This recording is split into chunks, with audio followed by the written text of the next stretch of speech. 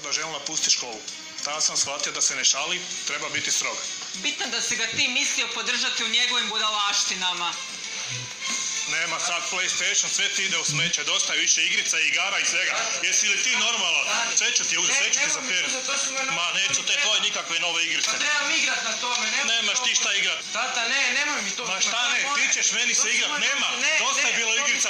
Treba. Makni se s puta, ti mala lažljivac. Nemoj mi to. Sad si u takvoj kazni, nema više igrat van. Ne.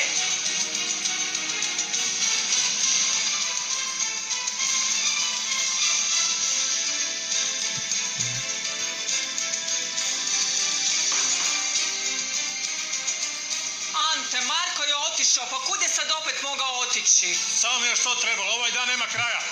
Marko je pobjegao od kuće, zašto nam se sve to događa? Još jutros bi se mogla zakleti da on to nikada ne bi napravio.